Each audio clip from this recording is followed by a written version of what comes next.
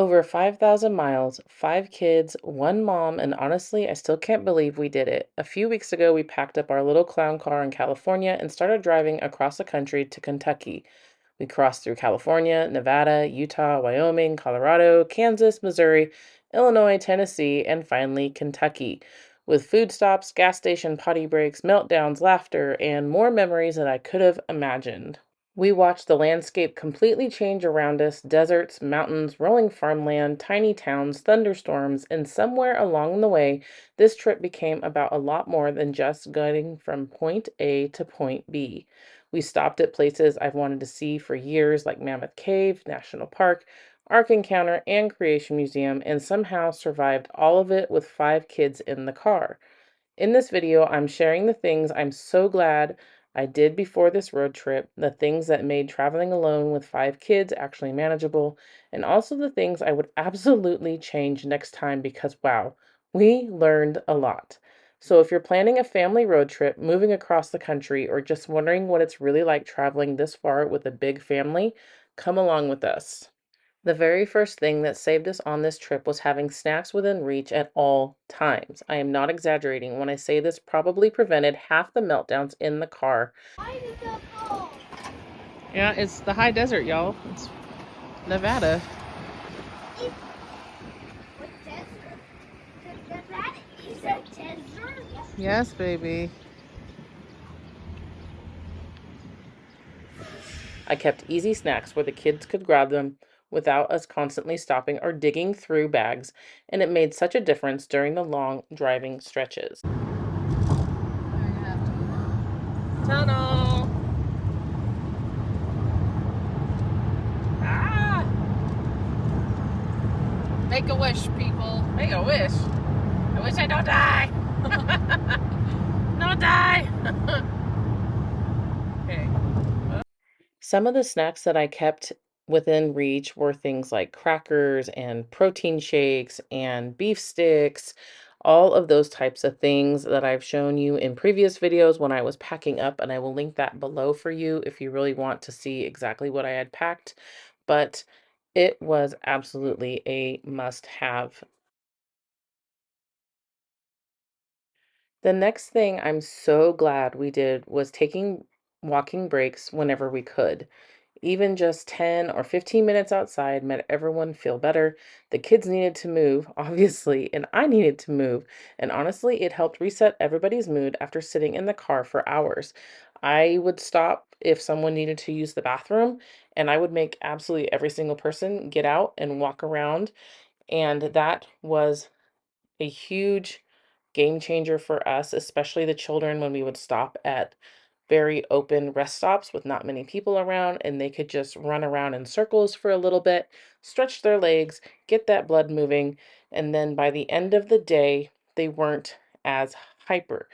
The other thing that I did to help with movement was I brought all of our swimming things, and when we were staying at hotels, I made sure that we were getting there around dinner time so that we had a chance to get into the pool at the hotels.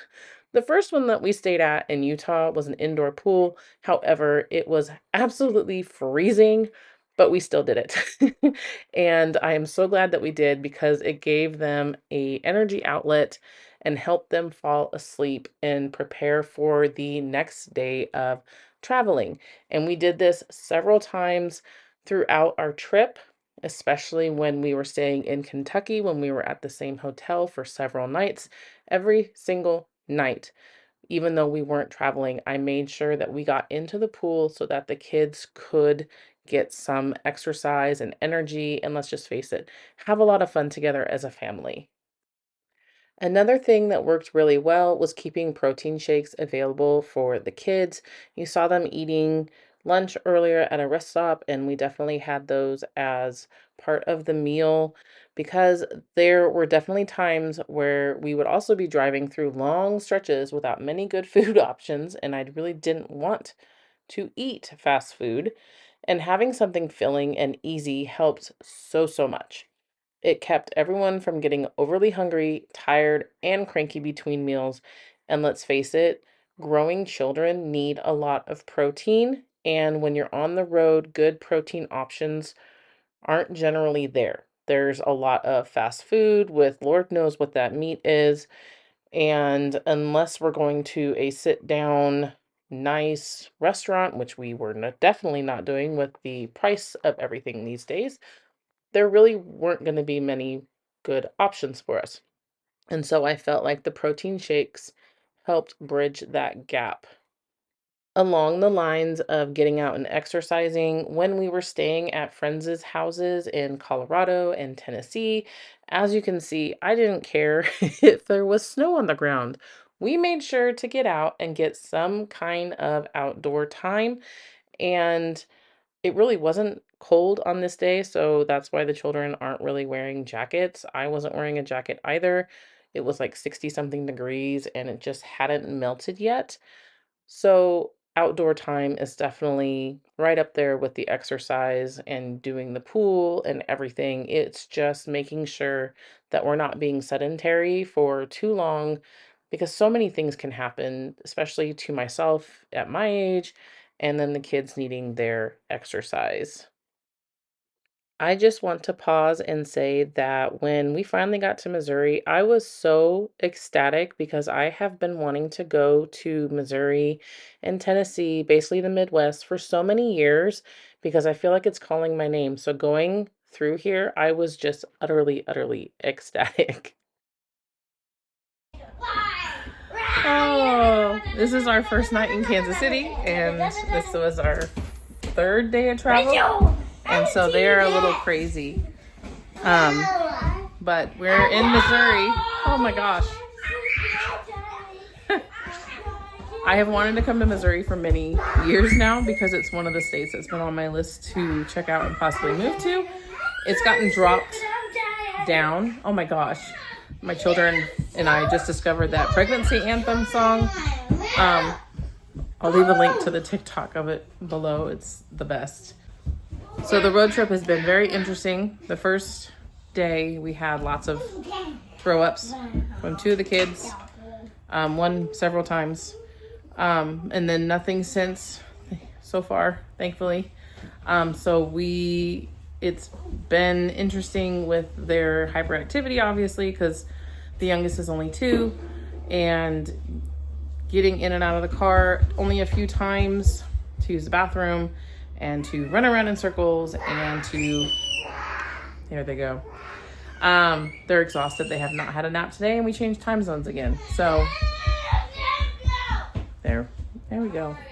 So this place is in Kansas City and it's kind of like a little mini cabin. I don't know if you can like see the ones next to us, but it's okay. A lot of things in here don't work, like the TVs and the latch and just a lot of things. No coffee maker. And anyways, I could go on and on, but it's an experience because most of my children have not been in a hotel or anything like this before. So I'm just trying to do a quick update on this before the house melts down like it is. And so I will try again later. Finally, one of the other things that I am super happy that we did was the tablets with pre-downloaded movies and shows, and it was absolutely worth it. And I am not a screen time person per se for my children, especially their tablets. They're super old, really outdated, and very slow. But I was able to download several different things for each child so that they could share and watch different things and not have to worry about an internet connection as we were driving. And it was an absolute lifesaver, especially driving through places like Nevada and the western part of Kansas. Those were some really, sorry to say it, very boring landscapes for myself and the children. There wasn't much to discuss in way of topography, geography, and all those kinds of things that we were doing for our homeschool studies on this trip. And it was absolutely a lifesaver. I don't know how people did it before tablets, but obviously it was done. We do have a lot of coloring books and puzzles and games and things that I stuffed the car with, but it just wasn't working for them, unfortunately. And I know screens aren't everybody's favorite thing, but for a trip this long, having downloaded entertainment ready beforehand made the drive so much more manageable. And I will also say that halfway through the trip, I did resubscribe to Netflix. We haven't had them in quite a while for various reasons, but changing up the entertainment was another lifesaver, and we're only keeping it for the 1 month, but it was a good change of pace, and they were able to watch things they had not watched in quite a while because, like I said, we haven't had them. So those are just some things that I would definitely do again on any subsequent road trips with the children. Get my water. Were you hiding under there or going to the other side? Yeah, we're down here. We're down here. What are you guys doing? We are glad. You got the truck? Woo! You gonna drive me? Well, keep your eyes on the road. Tight turn.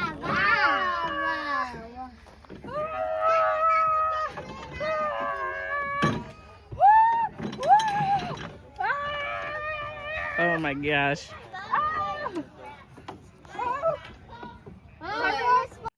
I just need to say that I have absolutely fallen in love with Kentucky. That is definitely the state that if we are ever able to leave California, I would be trying my hardest to move to. I absolutely love it. Pretty, very pretty. Ooh, feel the temperature change. I know. That's why, I figured it would be like that. Okay, hold on, you guys. It's raining. We were blessed to have a friend go with us to the Mammoth Caves and the Ark Encounter on the first day. What, baby? You know, if you were super tall, Mom. like this gentleman, you're gonna have to duck a little bit. Uh-oh. Story of my life. Anyway. But even through all of these wonderful, fun things, there were definitely some hard moments on this trip. But overall, I'm honestly really proud of us for doing it. And now that we have survived the 5,200-mile road trip, there are also a few things I would absolutely change next time.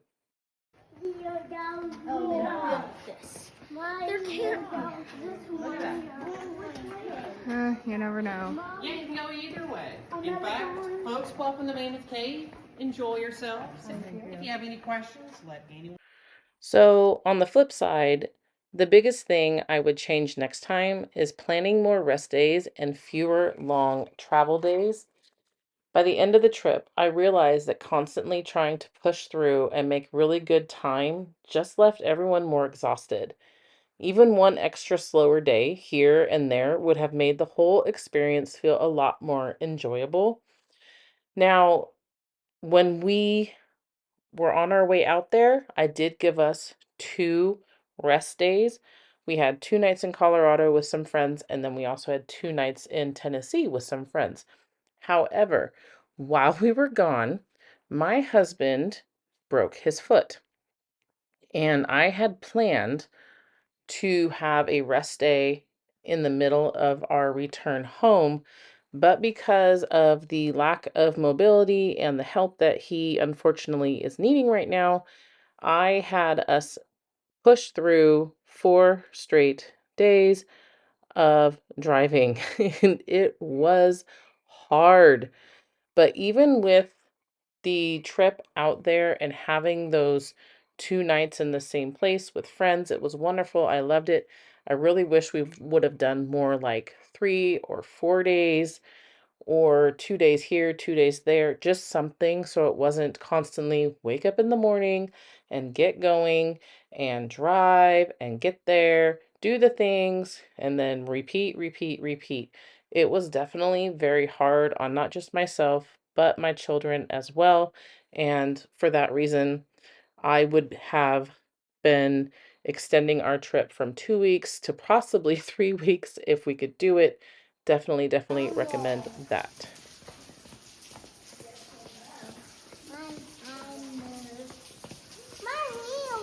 Do you hear it? Is it dripping?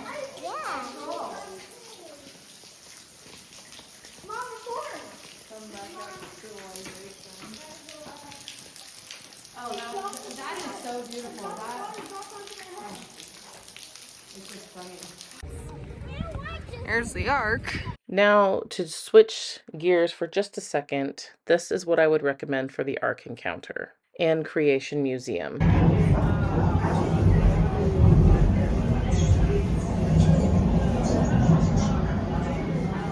Baby, do you want to walk at all? Do you want to walk yet? לכבד אותך נאמנה בכל מה שעשית. שמור עלינו ושיפוטך את העולם הזה, כפי שהבטחת, וכולנו נשרת.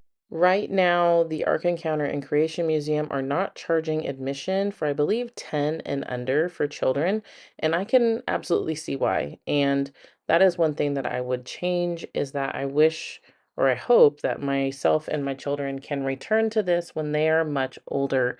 My 13-year-old was able to get a lot out of it, and some for my 8 and my 6-year-old, but definitely my 5 and obviously 2-year-old were kind of bored.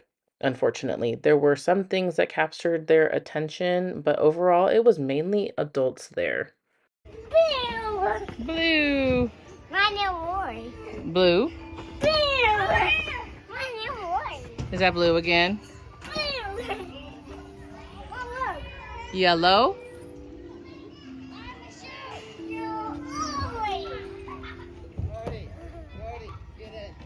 Luke, did you lose a shoe there?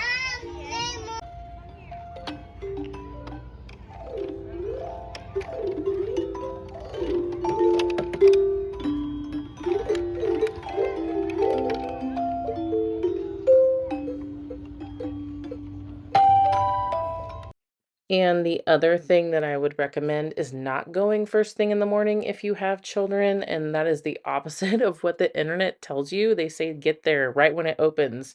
No, the second day we went to the Ark Encounter, we didn't get there till about 10:30, 11, and it was so much easier. Way less crowded for us going through the Ark exhibits and so much more chill. The first day we got there right when it opened, and it was super busy because everybody was getting there at the same time. Same thing at the Creation Museum. I definitely wish we would have waited until midday. I think it would have been so much easier for us. So that is just my recommendation. There's Adam. Where's Adam? Oh, Adam's naming the animals, right? Day 6. There's Adam right there too, honey.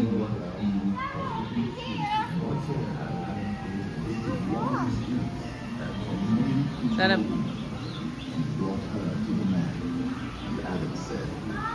Another Adam. Because she was taken Yeah. out of man. And they were both naked, the man and his wife. I see. God forms Eve.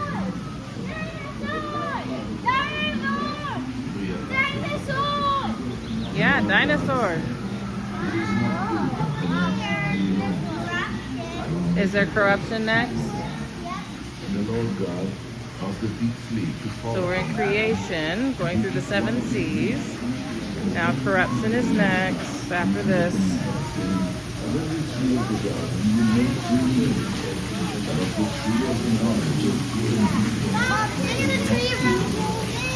Well, look what's in the tree. You guys see the sneaky snake? You guys see the sneaky snake up there? So what's next? Yeah, I got it, honey. So what's in here?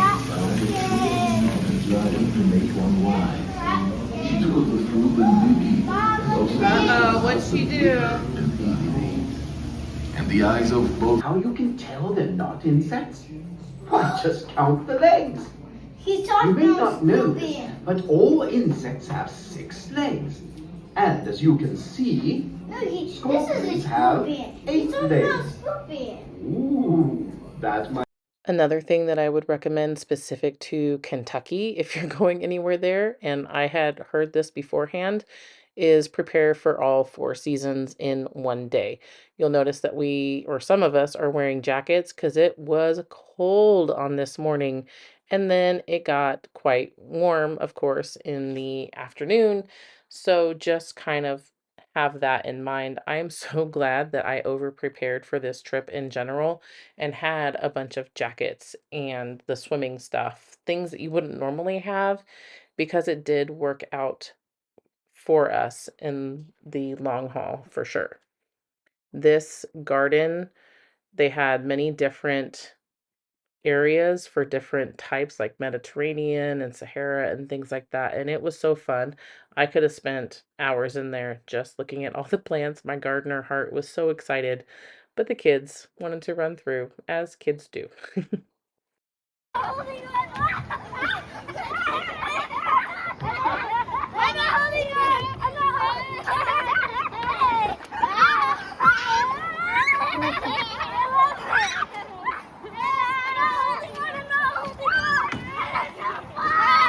Just don't land on the baby.